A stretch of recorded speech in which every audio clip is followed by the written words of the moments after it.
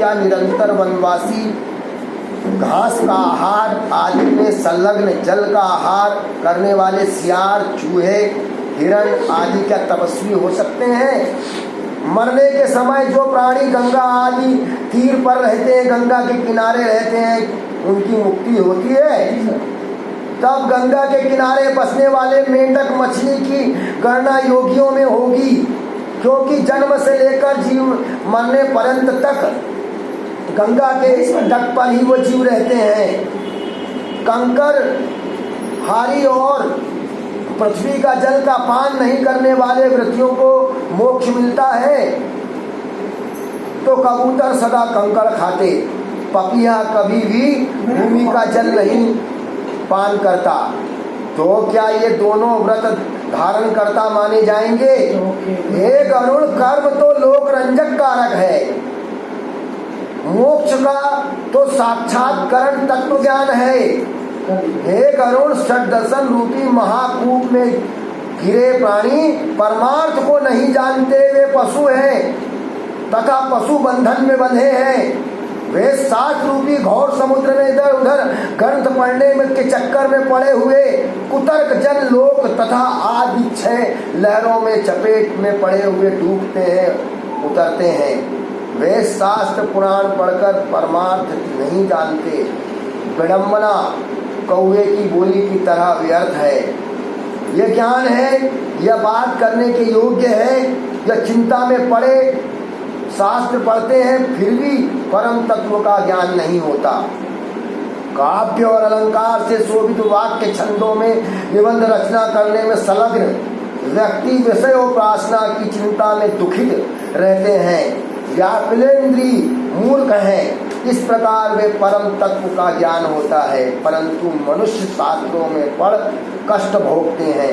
शास्त्राकारों की भावना सुंदर होती है, पर लोग उसका अर्थ दूसरी तरह से करते हैं। जिनको गुरु उपदेश नहीं मिला वे धूर्तजन, अहंकारी, ये स्वयं परम तत्व का अनुभव नहीं करते।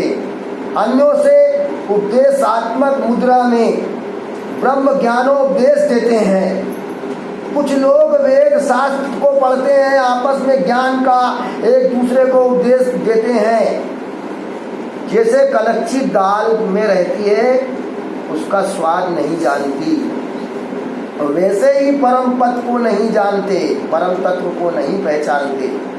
पुष्प को मस्तक धारण करता, उसकी गंध नाक ही जानती है। उसी प्रकार वे शास्त्र को पढ़ते हैं, परंतु शास्त्र मय के ज्ञान को विरले ही जानते हैं। मूल आत्म तत्व को न जानकर शास्त्रों के अध्ययन में उसी प्रकार पड़े रहते हैं जैसे अज्ञानी गडरिया बकरी के बालक को गोद में लेकर वह कुएं में ढूंढता है। सांसारिक मोह का नाश करने के लिए शब्द का बोध होना समर्थ नहीं।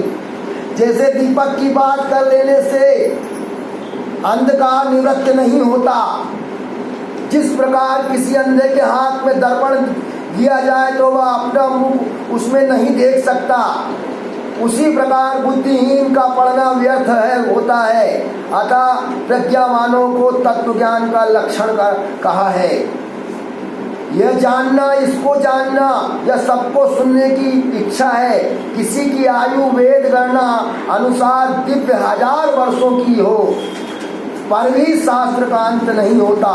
शास्त्र असंख्य हैं, प्राणियों की आयु स्वल्प है, उसमें भी विघ्न बहुत हैं। अतः शास्त्रों का सार निकालने जैसे हंस जल में से दूध को जान लेता है, जो बुद्धिमान प्राणी है वो शास्त्र का अभ्यास कर परम तत्व को जान शास्त्रों का उसी तरह से त्याग कर देते हैं जैसे चावल की इच्छा चाहने वाला उसी का त्याग करते हैं। जैसे अमृत से तृप्त प्राणी को आहार के प्रयोजन नहीं, वैसे ही है गरुण तत्वज्ञानी को अन्य शास्त्र से कुछ कार्य नहीं। हे गरुण, वेद अध्ययन से शास्त्र पढ़ने से मुक्ति नहीं मिलती, ज्ञान से ही मोक्ष मिलता है।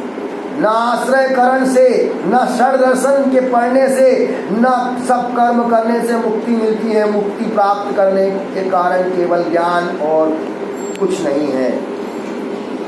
विद्या निरर्थक है, गुरु की वाणी मुक्ति की दाता है। जैसे कि